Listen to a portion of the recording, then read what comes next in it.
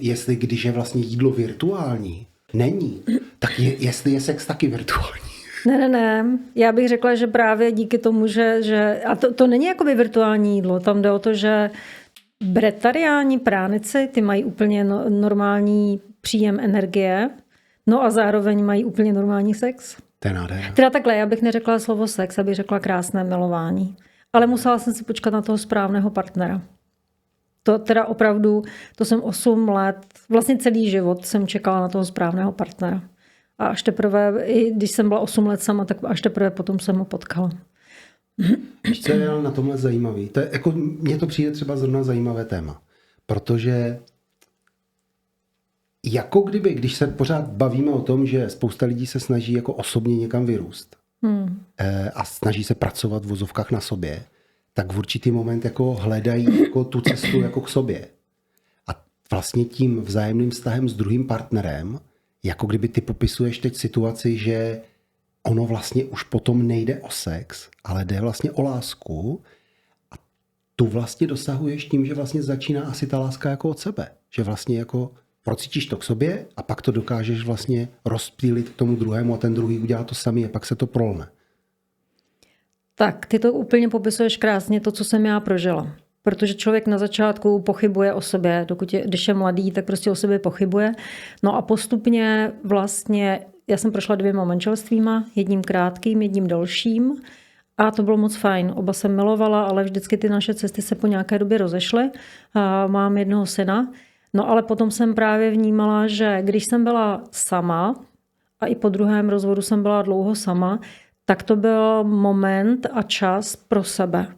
I když třeba jsem šel potom k tatínkovi vždycky na víkend, tak já jsem opravdu ty 2 dny věnovala sobě a hodně jsem, když třeba nebylo hezké počasí, tak jsem se obložila buď knížkama, nebo jsem meditovala, dělala různé věci, aniž bych to popisovala jako meditaci. V té době jsem to dělala spíš nevědomě, ale teď zpětně si myslím, že ten čas strávený sama se sebou mi velmi pomohl vyrovnat se sama se sebou a dostat se do toho kontaktu s tím vědomím, nebo stát se tím vědomím, které vlastně je projekcí, nebo Monika je projekcí toho vědomí.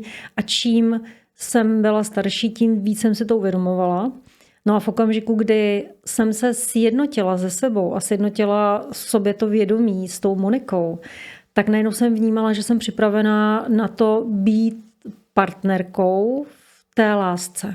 Protože tu lásku jsem měla k sobě. Přesně tak, jak ty to říkáš. Já jsem to opravdu silně prožila. No a pak se stávaly věci, že jsem najednou vnímala, že je čas, abych si to vyzkoušela v praxi, jestli vydržím vlastně, nebo jestli zvládnu být v té lásce i k druhému člověku. A potom už jsem třeba šla a najednou jsem cítila, že mě jako někdo drží za ruku, i přesto, že tam nebyl. A to byly takové ty signály, které jsem vnímala, že ten partner přichází. A tohle se mi stalo v srpnu na harmonizačním kempu. No a vlastně během měsíce jsem se potkala s Mírou, s mým přítelem, se kterým to funguje prostě 100%. Ve smyslu, ne, že bychom jako lidi neměli občas nějaké lehké třenice nebo něco, že třeba já vidím jinak a podobně, ale právě v tom, že jsme v té lásce, oba 2, tak vlastně si to dokážeme vykomunikovat nebo prostě říct si OK, tak ty máš tohle vnímání, já to vidím jinak, ale je to v pořádku. A když se potřebujeme na něčem domluvit, tak se domluvíme na tom, co nám připadá, že je nejlepší, anebo třeba jeden ustoupí, nebo druhý ustoupí a vlastně to nebereme vůbec osobně. Tam jde o to, že vlastně člověk, když se přestane vnímat tu osobnost jako tu dominantní součást toho života, tak v tom okamžiku je to fakt všechno velmi jednoduchý. I v komunikaci s ostatními, protože vlastně člověk potom už nemusí jakoby prosazovat sebe. Protože pokud to není důležité, tak klidně ustoupím. I synovi, i komukoliv. Prostě když přijde poslední člověk, kterého třeba neznám a chce prosazovat svoji a já to nepovažuji za důležité, nebo mi nepřijde, že bych měla se vymezit nebo dát si nějaké hranice, tak klidně ustupím a řeknu OK, bude to podle tebe. Nemám s tím vůbec žádný problém. Sama si to trénuji třeba v Centru světla, kde jsou nějaké programy a podobně, kde ty lidi mají nějaké požadavky a podobně. Pokud je to možné, tak jim vyjdu vstříc nebo se odehraje to, co má. Je to prostě báječný. Vlastně sledovat, jak člověk, když je vyladěný v sobě a v lásce k sobě, jak jednoduše proplouvá všechny ty situace. A řekla bych, že právě situace doma ti nejlépe ukazují, a teď nechci říct nějakou úroveň vědomí nebo duchovního rozvoje, protože tyhle ty slova moc nemám ráda, ale ukazuje to, jak jsem se já osobně, kam jsem se dostala. Jak teď momentálně se vnímám, jak vnímám celý ten svět.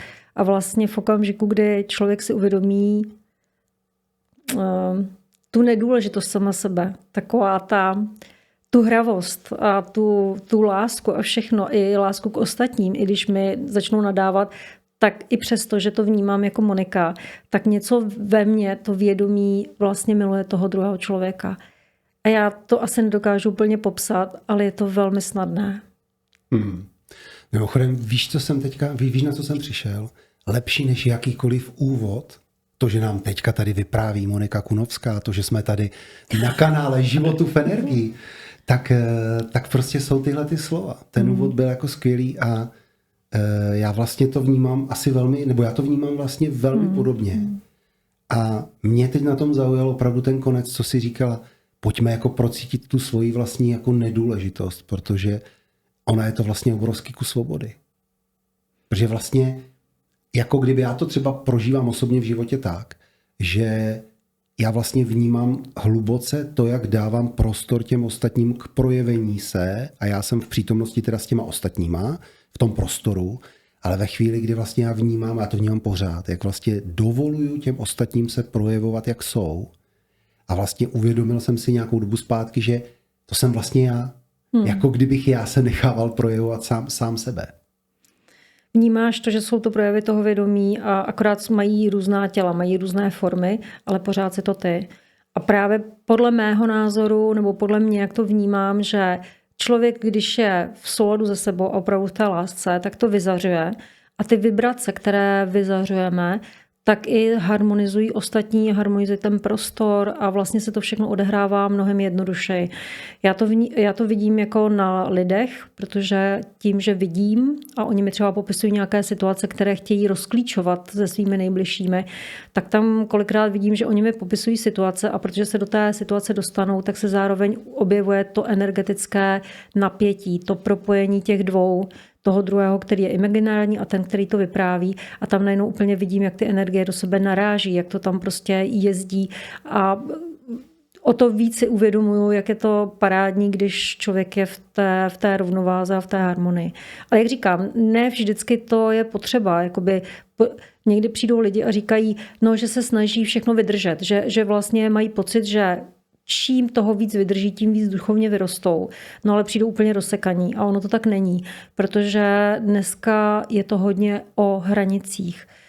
Ona v nějaké minulosti vznikla aspoň idea nebo myšlenka, a nechci říct, jestli byla mylná nebo ne, protože já už moc neposuzuju, o tom, že čím víc toho člověk vydrží, tak je o to víc duchovně dál. A speciálně ženy jakoby říkají, že všechno je zrcadlo a že vlastně je to všechno učí. Ale já říkám, a kde máte ty svoje vlastní hranice? Protože si myslím, že každý člověk stojí za to v té lásce se vymezit, pokud už mu opravdu něco nevyhovuje. Pokud opravdu už to je za hranicí sama sebe. Pokud už vlastně jdou do toho potlačení a do té nelásky.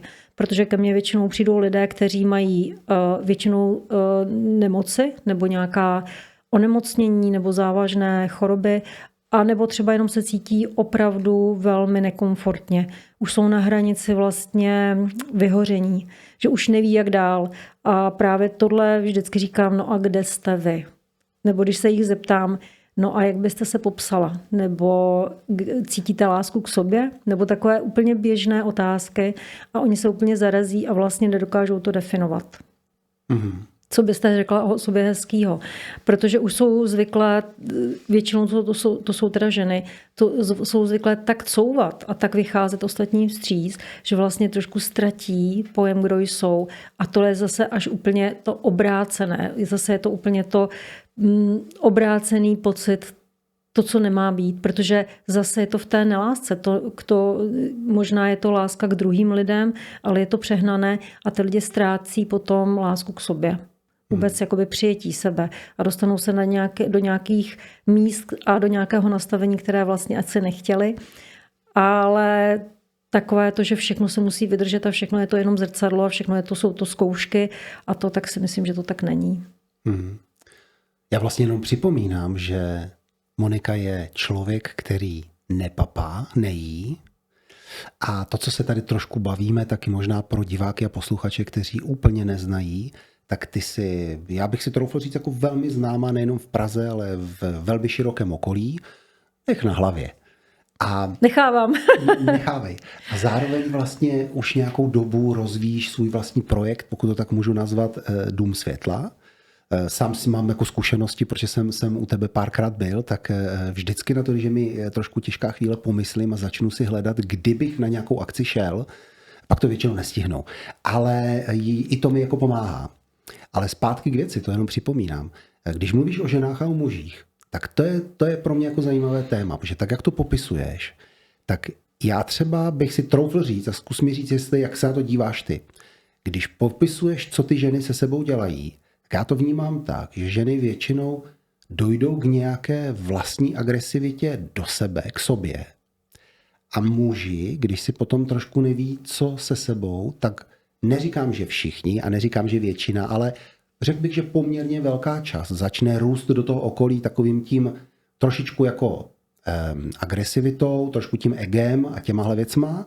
A jako kdyby já se snažím teďka jako nastolit takové téma, ve kterém jako vnímám ten rozdíl mnohdy v přístupu těch žen k řešení toho problému. Ženy jdou dovnitř a muži to jako jdou trošičku jako ven. Ty tady vlastně popisuješ, jak se oni brání vůči tomu vnějšímu světu. Ano. Já jenom vysvětlím, protože vlastně 9 let dělám konzultace pomocí image medicíny, kterou jsem se učila v Číně, takže mám za sebou tisíce terapií nebo konzultací a vlastně můžu říct, že každý člověk, který přišel, tak mě obohatil, tak vlastně je to vždycky bytost, je to nádherná bytost. Ne vždycky teda je to o nemocech, někdy je to právě o vztazích a podobně. Pokud bych to měla nějak shrnout, domnívám se, že ženy často, ty jsi to řekla hezky, že jdou jakoby do sebe a oni začnou pochybovat. Oni vlastně jako kdyby ztratí svoji identitu. Je to normální, protože tím, že vychovávají děti, že se starají o rodinu, že tak vlastně trošku zapomínají sami na sebe.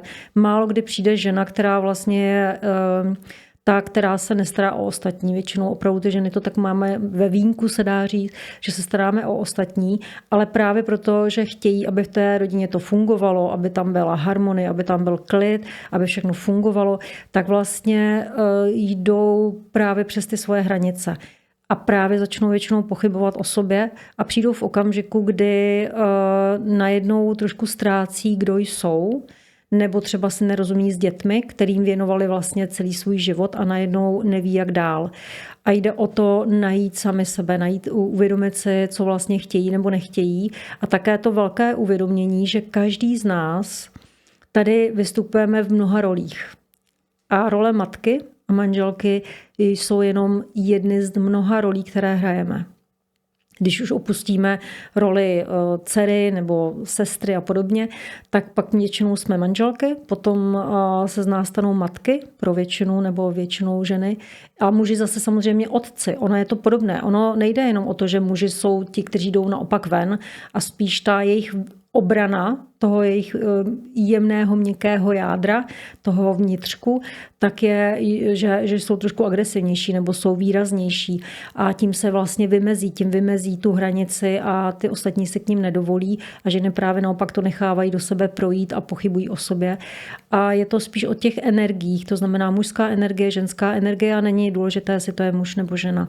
Takže to může být jakoby různé, protože přijdou muži a jsou vlastně stejně jemní, kdyby člověk řekl, to je vlastně taková ženská povaha, ale je to spíš jenom to, že mají právě spíš vyvinutou tu empatii a mnohem více vnímají ty ostatní lidi. Takže my často tak nějak hledáme, ale mně přichází obrazy k lidem a přichází mi právě obrazy, kde je ten začátek, kde ty lidé, když to teda zhrnu, tak kde se ztratili, nebo kde třeba se začali rozpouštět, nebo nějak jakoby ztratili trošku sami sebe, aby si uvědomili ty jednotlivé role a uvědomili si, že i oni jsou lidmi, že oni pořád jsou těmi partnerkami nebo partnery, ale také jsou ženami a muži. A vlastně jde o to najít sama sebe. Řekla bych, že v této době je to velmi výrazné, protože když se bavíme o tom najít sama sebe, tak je to vlastně o tom jít do srdce a propojit se sama se sebou. A řekla bych, že srdce, láska, to jsou teď velká témata. Domnívám se, že mnoho z nás, a myslím, že i vy, vnímáme, jak se to mění a jak se to ještě bude měnit, že nastane doba velkých změn, velkých přerodů a lidé, kteří jsou zvyklí stát na nějakých jistotách a právě jsou někde usazení, nejsou zvyklí reagovat na změny každodenně, tak jim pak možná bude dělat problém právě ustát všechny ty změny, které nás čekají. Ti, kteří už těmi změnami začali procházet, tak právě si uvědomují, že každá změna vede k růstu. Jsme tady hlavně proto, abychom právě si prožívali, nebo aspoň tak já vnímám, že smyslem života je prožívání.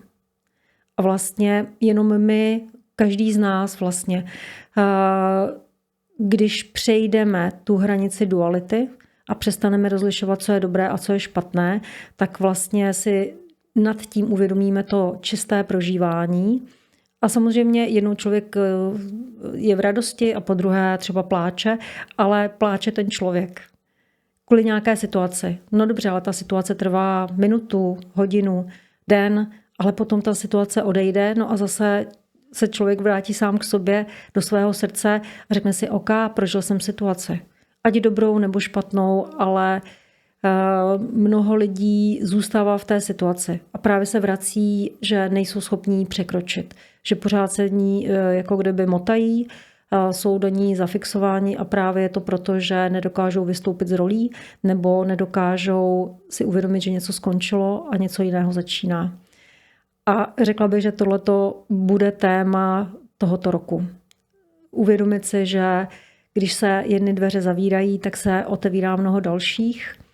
A i to, že se budou měnit struktury, budou se, domnívám, měnit věci v našich životech velmi výrazně. Samozřejmě je spousta lidí, kteří říkají, jaký bude rok 2024, ale to, jak opravdu ta realita bude vypadat, domnívám se, že je tak flexibilní a je tak širokospektrální, že ono se to vlastně vytváří. Člověče, já ti mám asi 250 milionů teď otázek, protože jak o tom mluvíš, tak se to dotýká spousty mých témat, ale já se chytnu hned toho konce. Jo. Víš, co je zajímavé? Jak spousta lidí důvěřuje konceptu, že tvoří vlastní realitu a zároveň moc by chtěli slyšet od někoho predikce, jaké bude další rok. A já nad tím jako přemýšlím a trošku to nechávám jako sebou procházet. A mám jako pocit, že třeba to, co ty vyprávíš, tak já vlastně si to pro sebe přebírám tak, že ono, ať je to vlastně jakýkoliv rok, jako kdyby nás to neustále vede k tomu, co s tím uděláme my. Já totiž mám pocit, když se vrátím k těm ženám, jak si popisovala to nastavení těch hranic. Já někdy mám pocit, že někteří lidé možná trpí představou, že jejich duchovní růst se bude odehrávat tak, že teď si to už uvědomujou a přestávají jako mít emoce, všechno jako vydýchají, vymeditujou, přijmou. Všem ostatním dají prostor k tomu, aby teda taky rostly v uvozovkách, ale vlastně zapomínáme mnohdy na to v téhle situaci, že to, co nám jako bylo dáno, tak jsou ty emoce a že to ochutnávání toho života, to prožívání je vlastně o tom si užít všechny ty svoje emoce. I to, že jsem jako extrémně naštvaný na někoho a chci použít 1000 nejsprostších slov, které znám, tak prostě to má jít ven, protože to je zase to moje prožívání. A jako kdyby se tím nastavovaly možná ty správné hranice Ale ty hranice vlastně nejsou hranicemi, mám pocit, ale je to vlastně nacházením sebe sama své vlastní hodnoty. A ta hodnota vlastně není pro druhé, ale pro mě. A tak vlastně mám pocit, že se ten kruh jako uzavře a v určitý moment my už potom přestaneme potřebovat ty predikce na další rok, protože ten rok další je prostě další rok.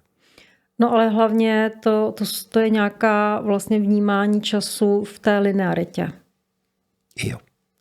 Ale lineární čas mnoho lidí říká neexistuje. Ale já se vrátím k tomu, co jsi říkal. Je to o opravdovosti toho člověka. Protože jde o to, že oni vlastně nejsou opravdoví, když mají pocit, že všechno musí zvládnout a že vlastně ty emoce nemůžou dát najevo. To je právě ono, že pokud jsme sami k sobě upřímní a jsme opravdoví a jsme v té lásce k sobě, tak dokážeme vyjádřit svoje emoce, samozřejmě nějak kultivovaně. Nebudu říkat nějaká nevychrlým sprostý slova na svého partnera, protože každé slovo i každá myšlenka je zapisována v našem poli. Je to vlna, je to vibrace, která v nás zůstává v našem poli, ale jde také do kolektivního pole. Takže i přesto, že třeba to nevyslovím, ale už jenom ta emoce, pokud je vnímána a je tam nějaká myšlenka s prominutím třeba ty jsi debil, i když to neřeknu, tak ta energie, ta vlna tam jde. A já jsem pracovala s 2 bratry a ten jeden bratr sejmul toho druhého. Jenom tím, že pomyslel a opravdu tam byla velmi silná negativní emoce a upozorňuji, že to jsou 2metrový chlapy, který jsou zvyklí dělat v lese. A ten druhý normálně, když mu podseknou nohy. A oni nevěděli, co se stalo. Takže přijeli za mnou, abych se na to podívala a aby jsme si to jakoby vysvětlili. Takže aniž by cokoliv řekl, tak ta síla myšlenky proběhla. A něco podobného se stalo zase tito 2, oni jsou to kamarádi, tak tito 2 muži, i přesto, že nebyli v jednom místě, jednomu se něco stalo, a já říkám, no dobře, a povídal se s tím druhým, no a pak se shodli, že přesně v tu chvíli on něco nevyslovil, pomyslel si. A vlastně přesně podobně se to stalo, že ten druhý omdlel. A jde o to, že i přesto, že to nevyslovíme, máme to v sobě, tak vlastně stejně ta emoce se projeví. A bohužel se to projevuje, protože já i cvičím Qigong a pracuji s orgány, pracuji s energií, s vnitřní energií. A podle tradiční čínské medicíny my víme, že každá emoce vlastně zůstává v našich orgánech. A z toho potom jsou oslabené ledviny, ve kterých se ukládá strach. A potom samozřejmě i jsou oslabená játra, když máme ty hnivivé projevy, které ale nedáváme najevo. A nyní jsem měla 2 paní, které mají právě problémy s játry, poměrně výrazné. No a právě oni se nedovolili dávat najevo svoje emoce, svůj hněv. Někdy je to i v rodových liních a podobně. Ale jde o to, že vlastně když neprojevíme v té opravdovosti svoje emoce, tak ubližujeme vlastně sami sobě a stejně ta emoce jde z nás, vlastně ta vlna, ta informace jde z nás. Takže mnohem lepší je to projevit, nebo aspoň já si myslím, a sama to praktikuju. Já jenom mluvím o sobě, že vlastně to projevím, ale řeknu to opravdu tak, že mluvím o sobě, neříkám, ty jsi mi udělal tu emoci, ale říkám, já teď cítím tohle a vlastně říkám, nebo snažím se to říct opravdu neutrálně a vlastně v tom okamžiku ten druhý nenaskakuje na tu emoci toho boje. Protože vlastně mluvím o tom, co mně se děje. Ne, ty jsi mi způsobil, ale mně se děje. A to teď jako často lidi mají, že vlastně si vyčítají kdo co jak a podobně. Takže když to říkám, tu emoci, nebo vysvětluju, co se ve mně děje, ale právě to vysvětluju trošku v té neutralitě, anebo to ze mě vylítne a řeknu, hele, promiň, teď to ze mě vylítlo, potřebovala jsem to říct a vlastně a už je to jako kdyby v pohodě. Ale říkám, ty jsi debil, ale říkám, podívej, já to teď fakt jakoby úplně se cítím hrozně naštvaná. A to jsou 2 různé úplně věci. A i jinak je to potom vnímaný ze strany toho druhého. No, my děkujeme doufám, že tady to diváci a posluchači si přeberou, každý podle sebe. A my moc děkujeme, že jsme si o tomhletomu mohli takhle s Monikou Kunovskou popovídat.